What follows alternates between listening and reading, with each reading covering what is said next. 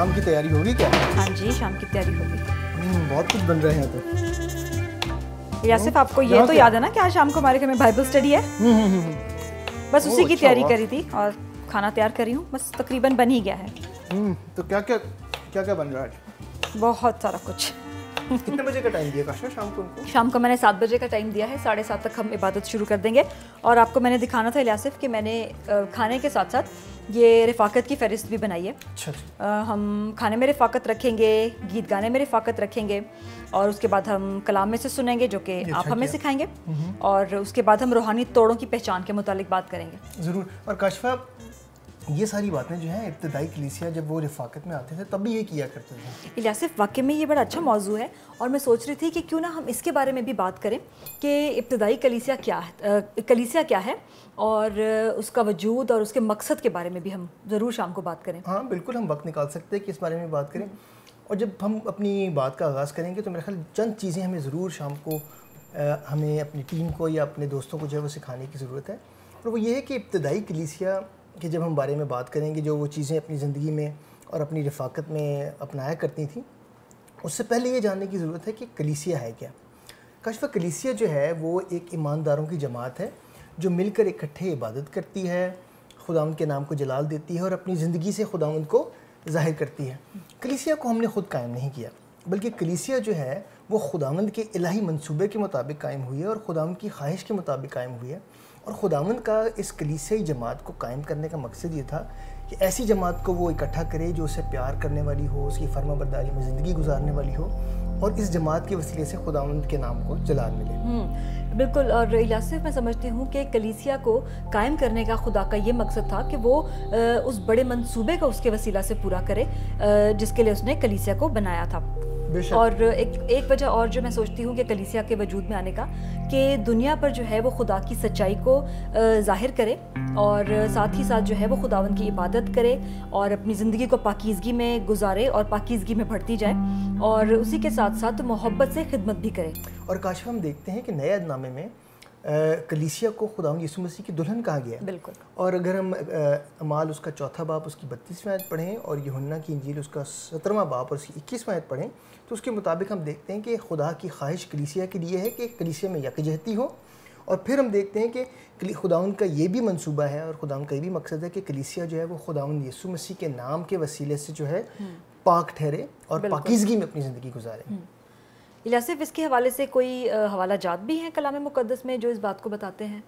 کاشفہ اگر ہم پہلا پطرس اس کا پہلا باب اور اس کی 14ویں آیت سے لے کے 16ویں آیت دیکھیں تو ان میں ان ساری چیزوں کا ہمیں ذکر ملتا ہے.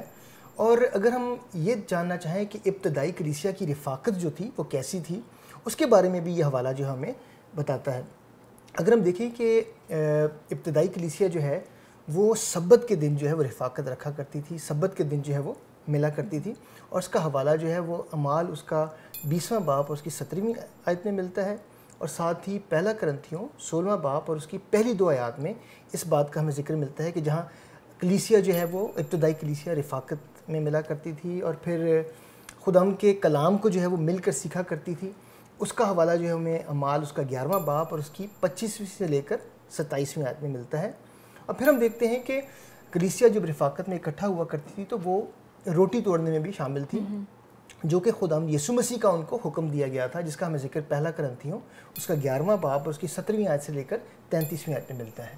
الیاسف اس کے علاوہ چند اور بھی حوالہ جات ایسے ہیں جس میں ہمیں کلیسیا کی رفاقت کے بارے میں پتہ چلتا ہے, جو کہ میں آپ کے ساتھ شیئر کرنا چاہوں گی. کہ اگر ہم افسیوں 5 باب اور اس کی 19ویں آیت اور کلسیوں 3 باب اور اس کی 16ویں آیت کو مطالعہ کریں تو ہمیں پتہ چلتا ہے کہ کلیسیا جو تھی وہ مل کر گاتی بجاتی تھی اور ساتھ ہی ساتھ جو تھی وہ خدا کی خدمت کرتی اور خداوند کی حمد کرتی تھی اکٹھے مل کے.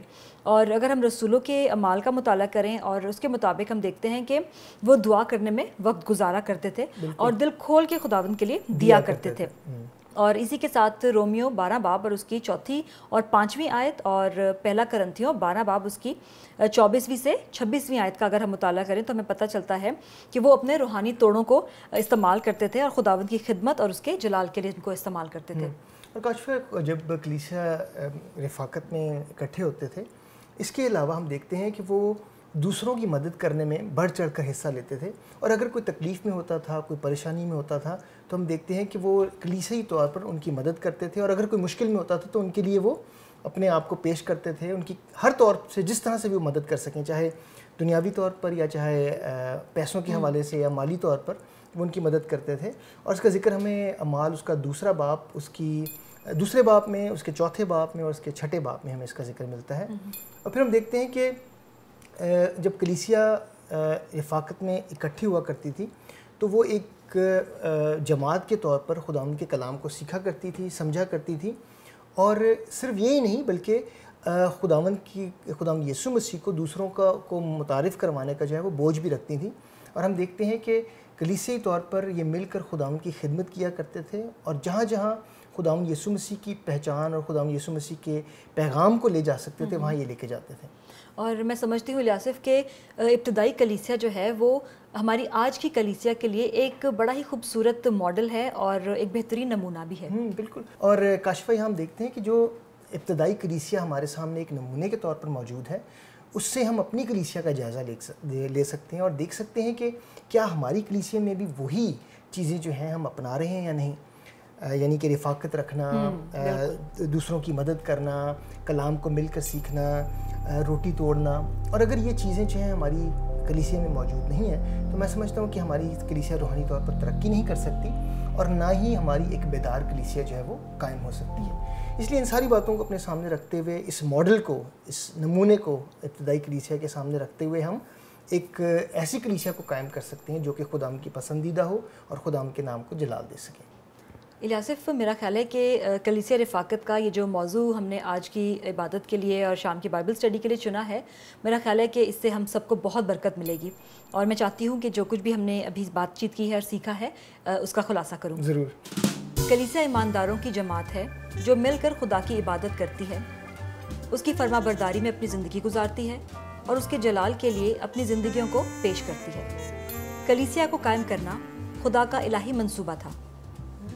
کلیسیا اس لیے وجود میں آئی کہ دنیا کو خدا کی سچائی بیان کرے، خدا کی عبادت کرے اور محبت سے خدا کی خدمت کرے۔